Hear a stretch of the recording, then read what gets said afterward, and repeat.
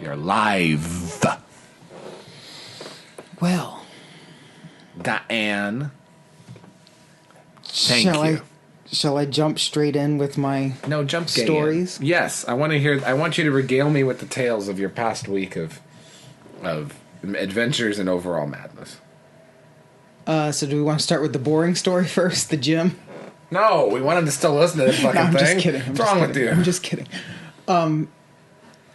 So I have not told you any of this, but no. So we actually, it's kind of funny now that we now that you live where you do and I live where I do. We almost like purposefully don't check in during the week, and I try to, but you try to, but then I almost feel like we want to save the stories for this, so things happen kind of like Grace and Mamrie, and then it's like, well, I get to learn about them live, or vice versa. Kind of, yeah. Yeah. So I joined LA Fitness. I think at the last episode I was still discussing where I was going to join. I think you maybe confirmed that you were, because it was Friday before I left to DC, or the day I left for DC this past weekend, which I'll get to briefly. Right, but we didn't record that day.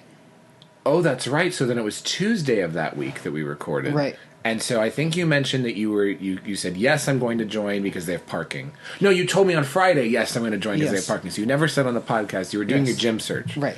And you went to Equinox across the street. No. So I joined LA Fitness, which is okay. Like, it's nice, it's fine, it is what it is. Right. It gets the job done. But with joining, I got one free training session, personal training session. Okay. So when I signed up for the membership, I set up a time and I was like, okay, I'll be here Tuesday morning at 9:45. Mm-hmm. I get a text message Monday night at like 9 o'clock, like from the person who was supposed to train me, and said, there was a miscommunication. I can't be there tomorrow. Can we reschedule for Wednesday? And I'm like, already just like, pissed. Oh God, this is not good. It's almost like they knew that this is your free session. They're like, we can jerk you around a little bit. So I rescheduled with her for like her 8. Yeah. A lady? Rhiannon.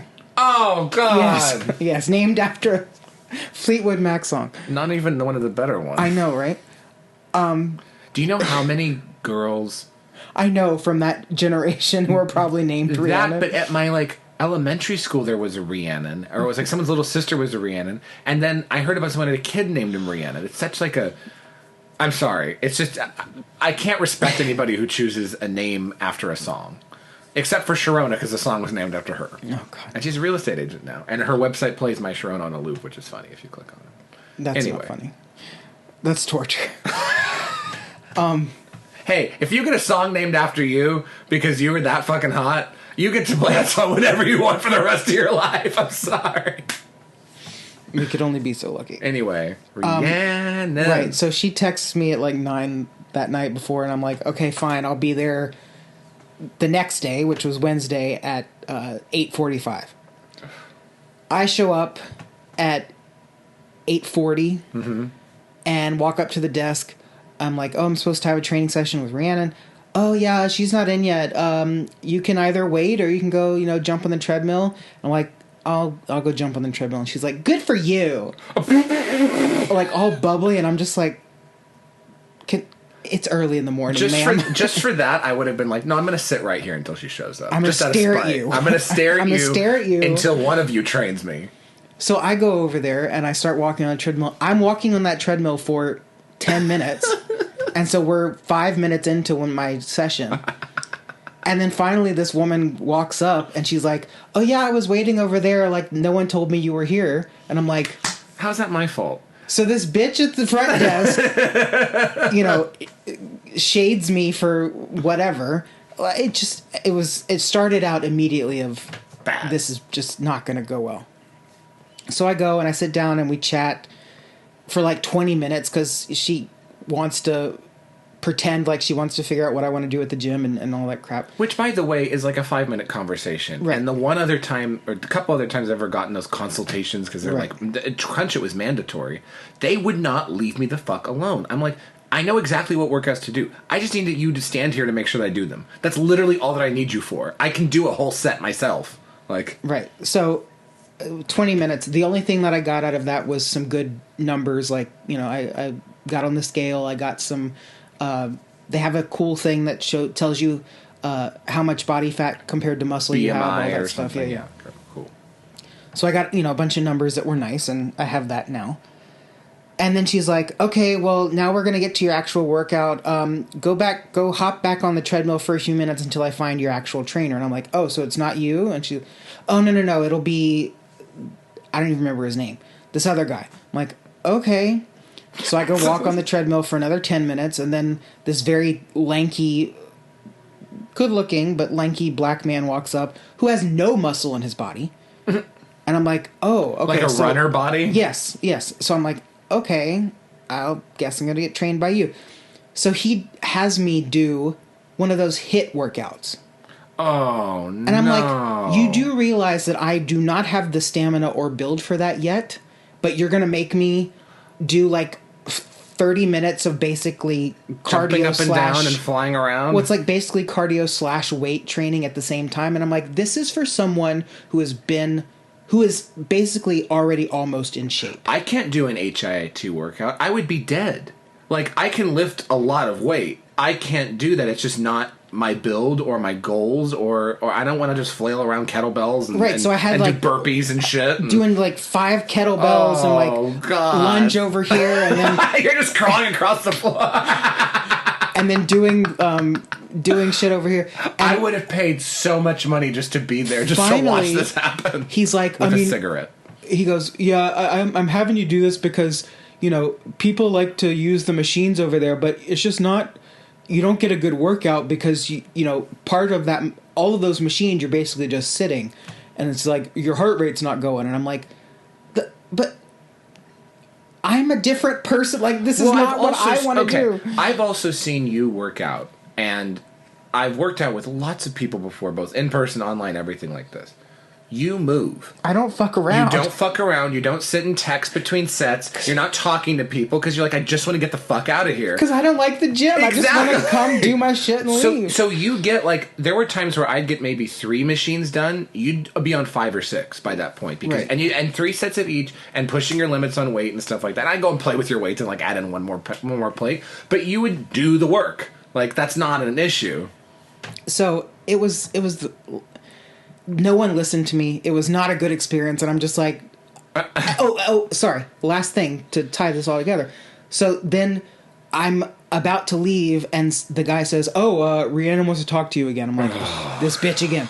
So I go and sit down. She's like, how was it? And I'm like, my parking is about to be, like, unvalidated. Like, I need to go. She's like, okay, well, just tell me. And then she proceeds to ask me, like, 5 other questions.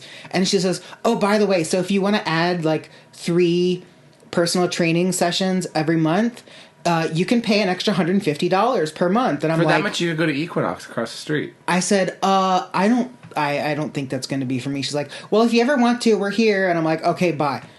So I crawl up the 4 flights of stairs that I have to get from the gym to the parking garage. I literally, I get behind 2 cars to leave the parking garage. I might have been 2 minutes over my 90-minute. No. So I had to pay $6 to get out of that garage because that bitch had to talk to me for an extra 5 minutes. Your personal training session notice free cost you $6. Yes. I was so pissed. I would be so mad. So mad. And then I've been sore / like, you're like, my hip hurts. Yeah, I think I have a pinched nerve or something in my hip because every time I stand up from like a seated or laying down position, there's a drastic pain. See, the problem, and this is the problem with a lot of gyms, they almost are designed not to get you in shape.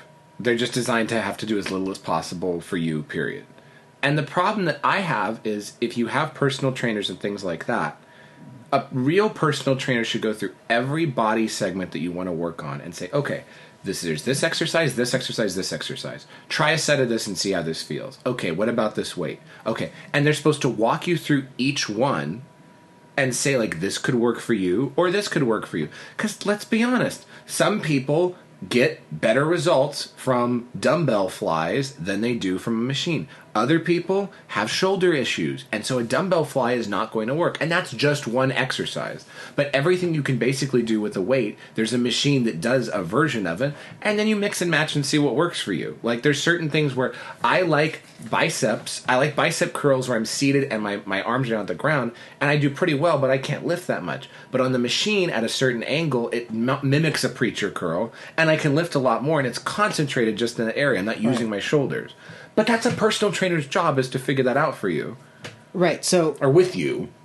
I think this was all a racket because Probably. they have this whole section of the gym that they've clearly, like, just remodeled with all this Use the hit HIIT stuff. workout stuff. And I'm just like, you just want to show off the fact that you have this, and Exactly. nobody is in here. Exactly. Everyone is using the machines. No one is in here. Exactly. Well, like at Planet Fitness, when they had that 30-minute section, that was always empty. Yeah. And I think it was like one of those HIIT things. Those places, by the way, are pervasive down Ventura. So I walk the dog, and I walk by. There's 4 Pilates studios and gyms in a 1-block area. You have Tracy Anderson. You have something that's called like Rumble or something, and then you have Wonder Bar, and then you have another one where I just keep seeing these women snatches right in the window every time because they're on those like rowing Pilates things, and all I just see is just ass every time I walk by there with Rover, and the glass is clear, so I just stare because I'm just like I'm like, ma'am, and you're wearing yoga pants. I can see everything. It looks like a Super Mario character, like the flowers that eat you. You can tell if they haven't changed their tampon. Exactly. I can see the string. And so it's like when you see stuff like that, you're like, well, everyone is trying to do this intensity stuff, and I don't know if it's actually working. I mean, there's a purpose to intense workouts and things that you do, but it just sounds like I want to do the same workout I could do in an hour and 30 minutes now, and you're just going to fuck yourself up. So speaking of gym, Who? last Friday after I left you, I went out to Gym Bar in West Hollywood. That's the only gym that you're going to now. Yeah. The one that serves Tito's. No, I've actually enjoyed that place. It's grown on me because the staff there now knows me. They're nice. That's where Right. I go to karaoke on Mondays. Well, and it's the And it's times- clean. Well, yeah, that's true. And every time that we went there, you see someone you know. The drinks are good. They're cheap. They're fair priced, yes. They are, and it's like, and they give you real glass, which I like. Like they give you like a real glass. Like I would go back there now and have my club soda and see people and just like hang out or whatever. Like if I had any interest, because it's just like it's a lot more low key than some of those other like high tops or those fucking places. Right.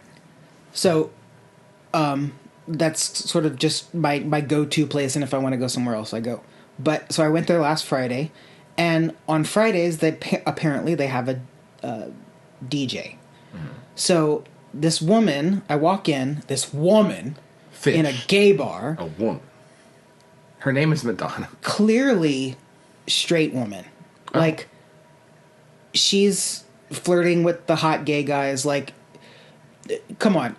You and I both know if this bitch were a dyke, she would not be fraternizing with that friendly with gay men. No. Lesbians do not like gay men. Like No. that's just how it is. Even if she's employed to work at a gay bar, she's not going to be fraternizing too closely with them. No. It's So usually a she's girl with a ton of laughing. tattoos and just like, get me the fuck out of here. She's laughing. Well, she did have a bunch of tattoos, but she's laughing, flirting with these gay guys. That's clearly weird. So, straight woman. You said that so derisively too. Like your face like There's a turned. reason. There's a reason I bring up her sexuality. Oh no. So she's playing songs. I have a few drinks. I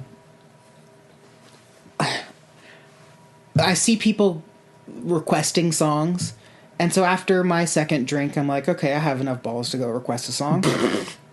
So I walk up. And I'm you like, requested Rihanna? No, I walk up and I'm like, oh, do you take requests? She's like, oh yeah, if I have it. And I said, okay, what song do you think I requested? I don't know. You're insane. So you probably put in like Both Sides Now or something like that. No. Like a real like club type song. Rage by Hypercrush? No. I requested 212 by Azalea Banks. Oh, God. And do you know what I was told? I don't have that. I don't play Azalea Banks. She's homophobic. What? And she turned her back to me and continued with her shit. And I'm just like... I'm sorry. The equipment would have been on the ground. I was stunned. I was like, okay.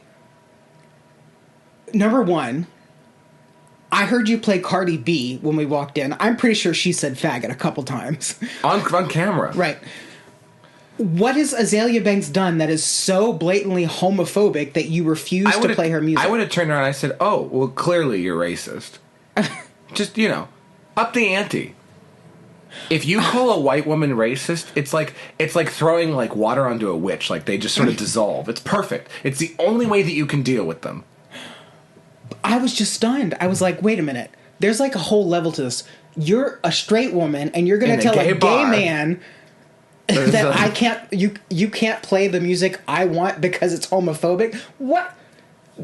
Where's DJ Ray Rhodes at Bayou when you need it? But literally, doesn't that go against their whole, like, any liberal person's narrative of, I'm going to tell you how you're going to be offended? Right? So you're telling me that I should be offended by Azalea Banks, ergo you're not going to play her music? But that's their whole idea, is that they determine who is good and who is bad. They're like Santa with their nice and naughty list. It's ever changing, and whatever you guess is typically wrong. And I guarantee you, if she had played that, 90% of that bar would have started dancing and saying yes, yes. Because they play it just down the road, three doors down all the time. I went to an Azalea concert. You were there. Yes. Not very few white women in the audience. Sorry. Very few straight people, probably. Yes, lots of gays. Of all colors, shapes, and sizes. So I was like floored. So I went outside and sat down at one of the tables outside. And then this guy comes up, just random guy, and says, "You look interesting." And starts talking to me, and I'm like, okay. Why does this keep happening to you? I don't know. And why are you always a piece of shit to these people? They're like, "Hi, I want to meet you." And you're like, "Fuck you." And then basically, you're like, "Fuck you." And then you go home and you're like, "Oh, I wish I could date someone." And it's like, come on. No. This was clear. He wasn't flirting with me. He was just being friendly. Doesn't matter. Being friendly can lead to flirting. Well, okay, he was very nice, came over, talked to me. And I don't know how the conversation started, but he was clearly very sober, and he was like, "Yeah, I'm here for like a going away party for this guy," and like motions over. I'm like, "Oh, okay, nice." And somehow we start talking about politics, and so he's like, "Well, how do you feel about Marianne Williamson?" I'm like, "Pretty good. She's great. Like, she's fine. Like, wonderful."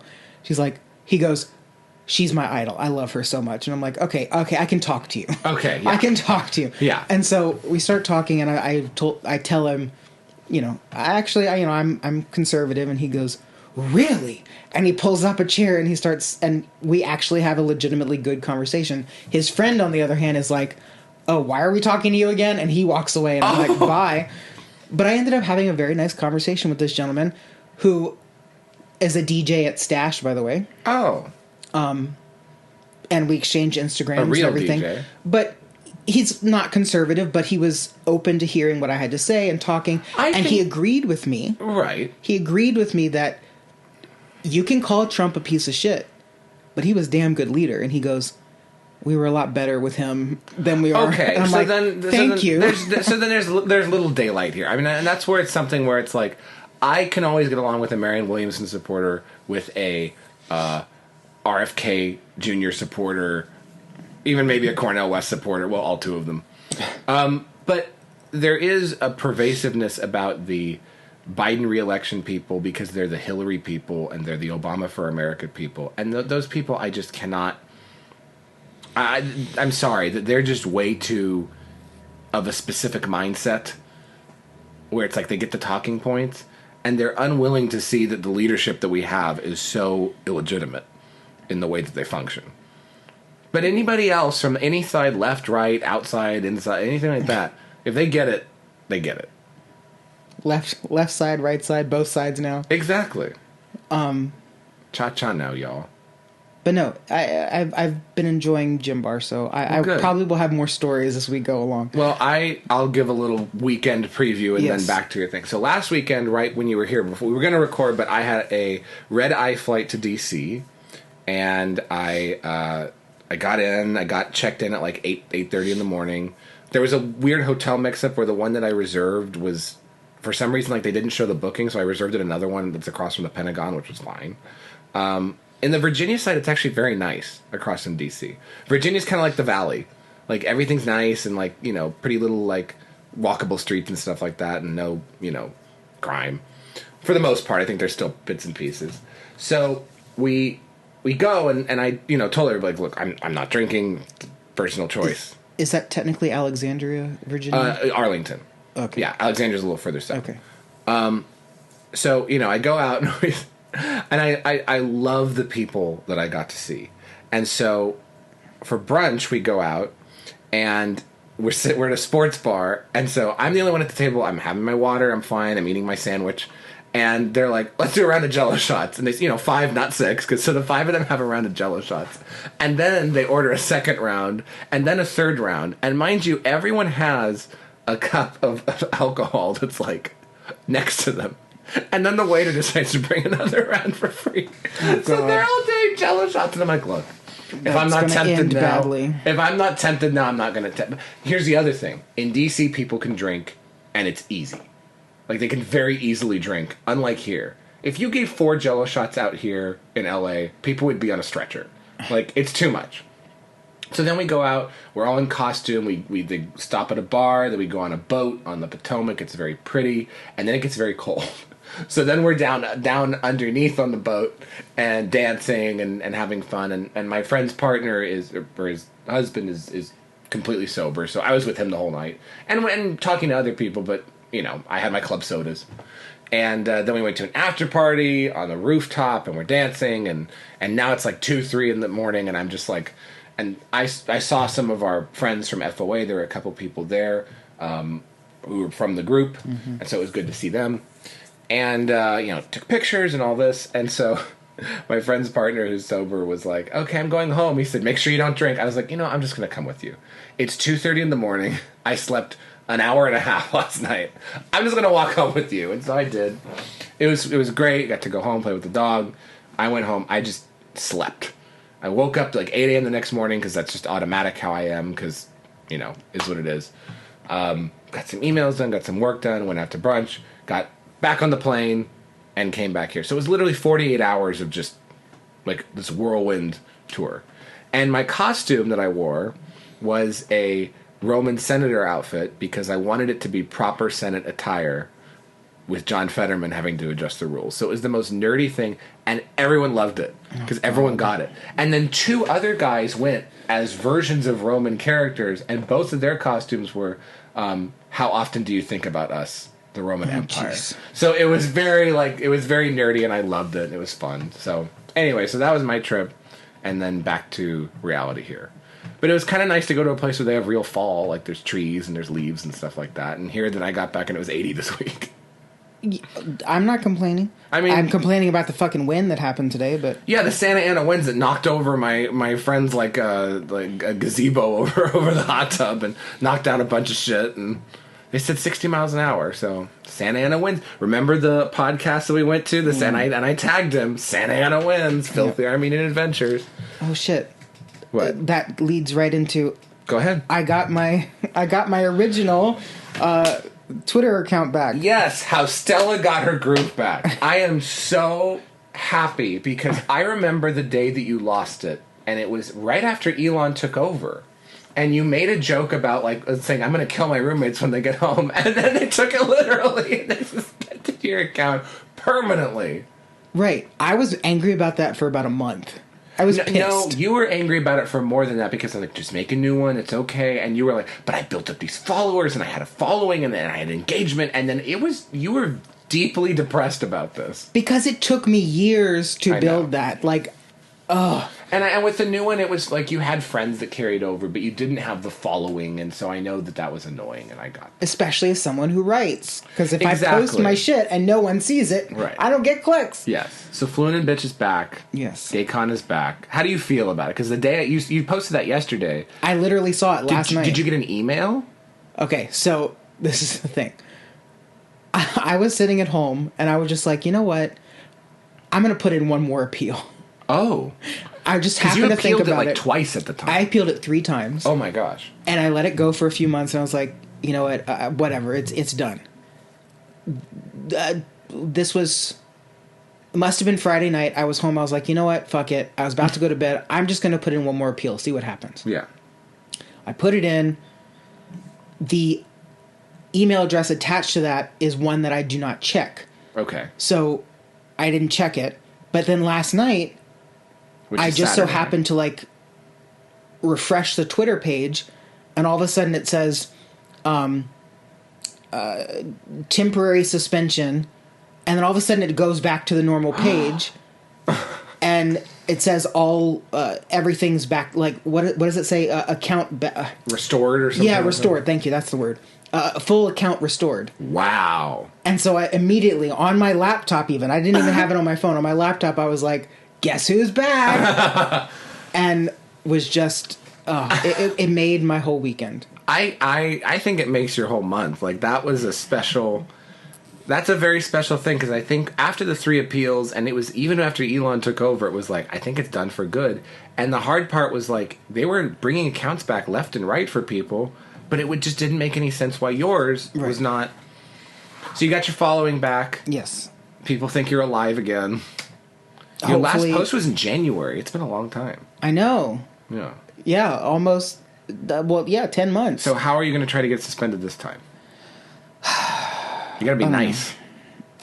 Fuck nice. That was what got you where you were in the first. Okay. Next topic. Did you look at the topic list that I typed out? I briefly looked at it, but I Because there's a particular topic that I'm sure you looked at and went, "What?" no, then I didn't. All I look have at it. typed here is third wave feminism solved. Oh, no. So I heard this is actually Third what wave I think feminism is a straight female DJ at a gay bar saying we can't play Celia Left because she's homophobic. No. That's third wave feminism. This theory that I heard was ingenious. I'm not going to give credit to the theory because I don't want to. But I heard someone talk about this, and I was like, you know what? That makes a lot of sense.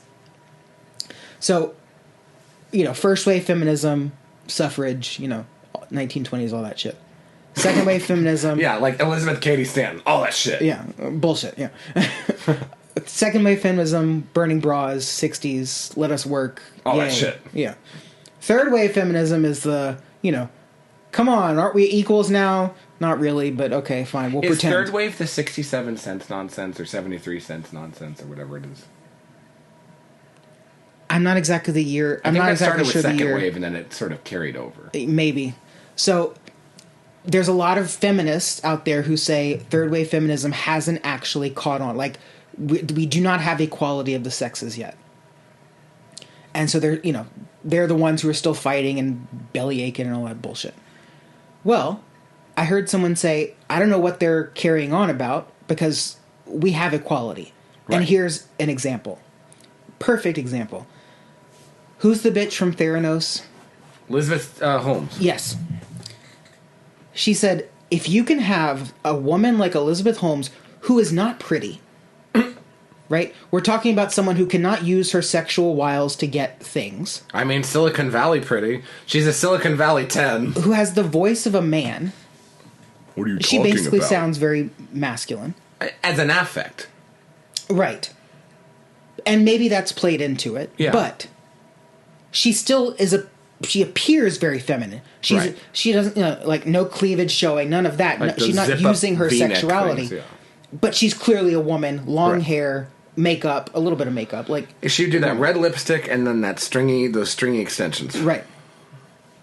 Somehow she weaseled her way into the pocketbooks of billionaires, all men, And major members of American Yes. government. and was able to con them basically out of money as a woman. As a front-facing, A woman. forward woman. Like, if a woman can step up and take money from men and not use her ample bosom to do so, Right.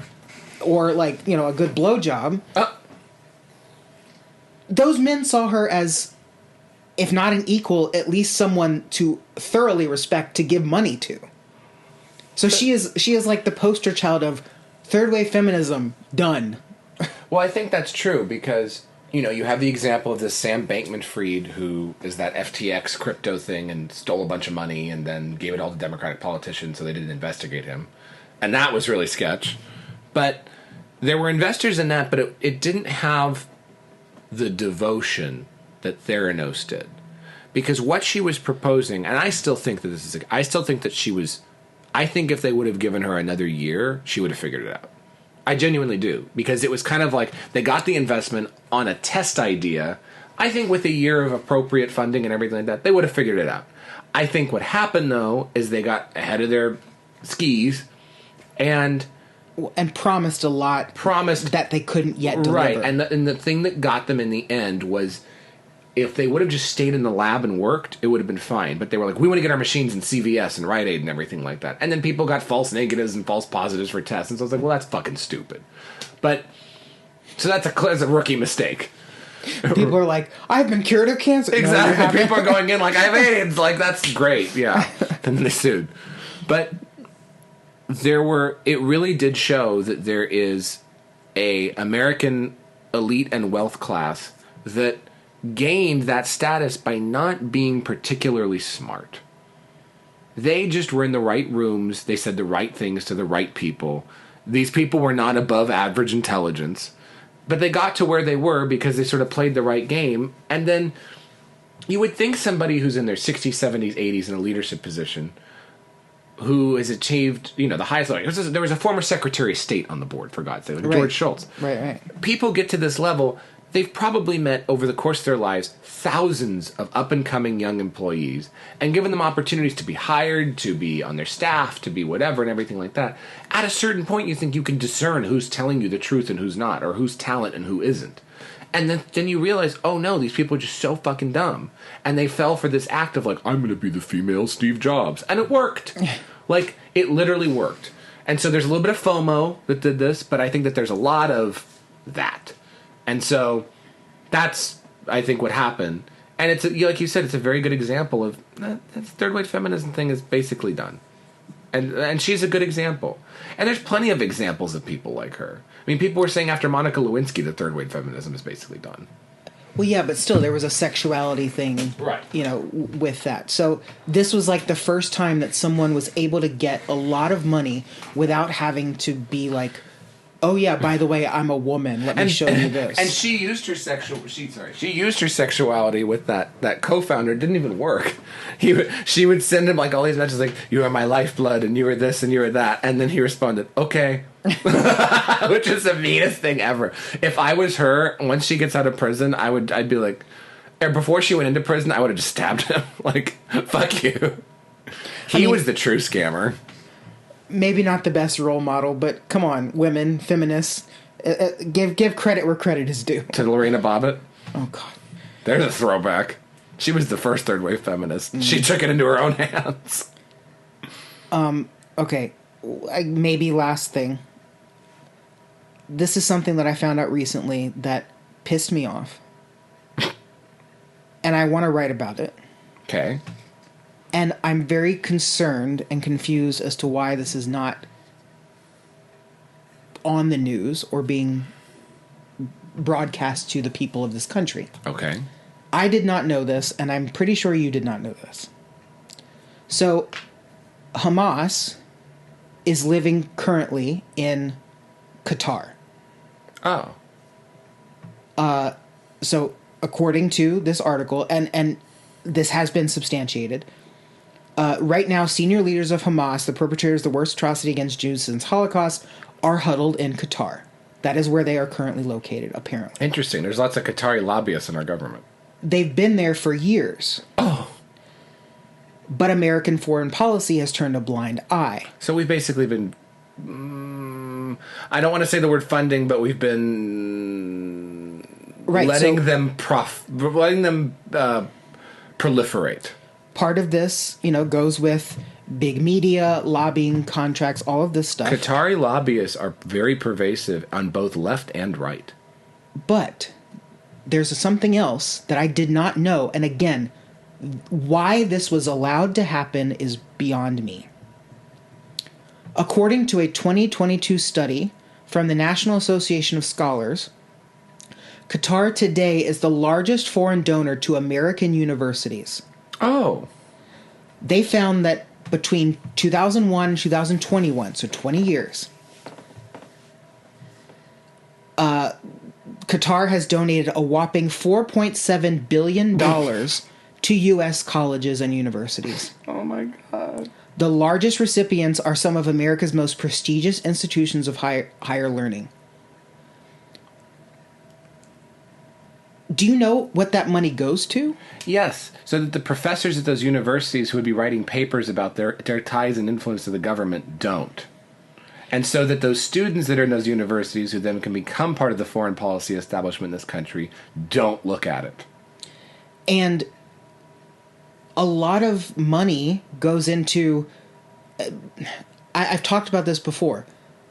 You can quote-unquote follow the science, but follow the funding first. Yes. Because the funding's going to dictate what the science says. I don't care what the fuck you say. Any university that's worth their salt, any researcher that knows where their bread is buttered, is going to maybe not falsify data. Right.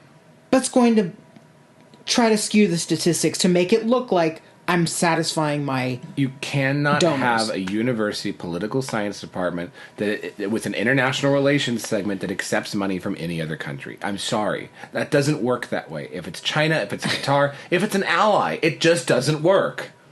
And now we're wondering why we have so many pro-Palestine, protests happening on these university campuses. Exactly. And by the way, this is what I said the day that this thing went out, when they were like, oh, Hamas, oh, the Palestinians can't be here. I said, okay, great, wonderful, move to Dubai. Dubai is this beautiful, empty city in the desert. Move to Abu Dhabi, move to Doha, move to one of these places. Where are these people going to go? And Egypt's like, I don't want them. And Lebanon's like, I don't want them. And Syria's like, I don't want them. And it's like, well, how about this? All you people sponsoring the state-sponsored terrorism, but Qatar is doing, let them move to you. Why don't you just bring in your 1 million people in Gaza and let them live among you? They can be your servants. Do whatever the fuck you want. I don't care. But this whole concept of like, but these poor refugees, looks like they're going to have to go to France. It's like, wait a second, that doesn't work that way. Or they're going to have to come to America. That definitely doesn't work that way. This is from the Free Press. Oh, is that the Barry Weiss thing? I think so. The Free Press for the People. Yeah. This is the only place that I've seen this. Mm-hmm. And I will give credit where credit is due to this. The only reason I know about that is because of Sarah Isgur. Mm. She was pissed and livid and saying, why is this not on national news? I think that we should have a rule that any university that accepts FAFSA funding, so the federal aid for students, any university that has FAFSA funding should have to publicly disclose their donor list over a certain amount. Like anyone who donates more than $10,000, we should know. I don't care if it's an old person who died. I don't care if it's somebody who has an endowment. But if it's a foreign country, we need to know. If it's a corporation, we should know. If Intel or Philips or a large corporation is donating money to a university that's doing studies on one of their products, then why is that not public knowledge? And we just leave it to university to be like, wink, wink, you're going to tell us, right? And they're like, yeah, sure, as they're cashing out another $4 billion. Like Boston College has an endowment larger than Harvard's. Why? But it also puts into question... When I was working for the university and doing research as part of the university, I had to sign and fill out lengthy conflict of interest stuff. Right. Clearly no one's overseeing that. Right. Like, it's probably just a formality you go through and no one actually, like, follows up. It's a box Is there check. something that's, going on that shouldn't be? I mean, it wouldn't surprise me at this point. There's a certain reason that certain UCs accept a certain number of Asian students, and a lot of it has to do with donations. Which is why I thought it was such nonsense that they got mad at Lori Loughlin and Felicity Huffman. I'm like, big deal. These people want to pay the rowing to Photoshop their kid in the rowing team. Let them. That's not who you have to worry about. Is people in Hollywood trying to send their kids to a school that's in L.A. I'm worried about major corporations and foreign governments trying to get some kind of influence. That's a problem. Yes, and you know what? Since you brought it up, do we have time for one little tiny segue? Yeah, we have plenty of time on the tracker. because this leads directly to another point that I'd like to make about this lovely state we live in. So the UC schools are no longer requiring SAT, ACT scores, right, to get into one of their schools. Yeah. And so it leads one to question, well, how are you making admissions decisions if you're not basing it off of a standardized test, which the reason for its existence It's supposed to be the equalizer. Right. The reason for its existence is to say, oh, you come from a more urban or poor area. If you do well on this test, oh, you can get in just like someone who came from Harvard Westlake. Right. Do they not realize that by calling a standardized test racist and getting rid of it and going back to okay, well, where did you go to school, and maybe basing an admissions decision off of, again, where did you go to school, what activities were you in? Right. That is in itself racist. Yeah. Because I will admit we have still maybe a disparity in opportunity in certain places. We don't have a disparity in funding. That's been flattened. So you're spending $50,000 a student. So in this city, a kid who grew up in what's a more sketchy area of town? Like Compton. Okay. Compton. And went to a school that maybe was not as well funded, but did his or her best with what they were given. Did not take the ACT and is now being compared to someone who went to Harvard Westlake. Right. Like, how are you comparing these students? Clearly, you're gonna.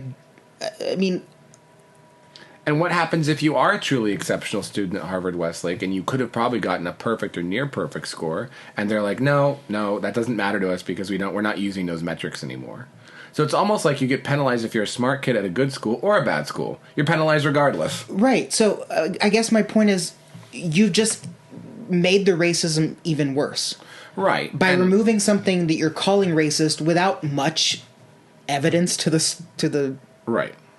To substantiate that claim, you're now making it more racist because you're either going to give preference to poorer students, like affirmative action type, and go against maybe a more well-educated other student, right? Versus basing it off of what school they went to, and then you're really being racist, like going against those. And what's even more interesting is UCLA and USC historically, it used to be a lot of kids from Los Angeles and the Los Angeles area, Southern California, that would go there.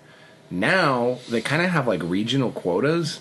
So like they'll pick a certain number of kids from Central California, a certain number of kids from Northern California, and that the purpose of that is to keep as many spots open for foreign students.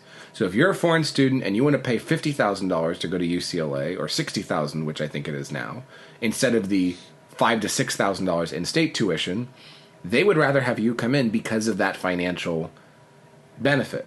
So if you're top of your class in India or in China or Taiwan or Japan or anywhere else, Qatar, then you can get in very easily. But if there's a child who is in the U.S. who is smarter and achieves more and everything like this, but happens to live 5 miles down the road, sorry, you're going to pay us less and we're not interested anymore. Which is insane. Like, that's the system that we have now. So you can't even go to the school that's 5 miles down the road. It'd be easier for you to get into Harvard or something like that across the country. And you're taking away money from me. So that pisses me off even more. Exactly. Because I teach this damn SAT, and in this state, you can get into a university without it. Well, so now you're teaching kids who want to go to like Northwestern or something? Or I like guess so. Real school, like Rice or... I still have a few students, but I'm sure I would have more if the UC schools still accepted it. I mean, yeah. Well, they do accept it. They don't require it. Right. So UCLA and Berkeley. I mean, I'm sure that a kid worth their salt is still going to take it anyway. But, yeah. The whole point of standardized testing was to flatten racism, and now we've flattened standardized testing. So, what does that say about us? And we've called the standardized test racist. The thing that was supposed to combat the racism is now racist. Exactly. We've come full circle. And in last news, we have a new Speaker of the House from Louisiana. Yay. Yeah. Not that Doesn't I know have a much Louisiana about him. accent. No, not like our dear, lovely Mr. Kennedy, Senator Kennedy. I know. God love that man. Yeah. But Call a crackhead. Mike Pence has dropped out of the presidential race, so he And can nobody noticed. Mike Pence can go fuck himself. He will.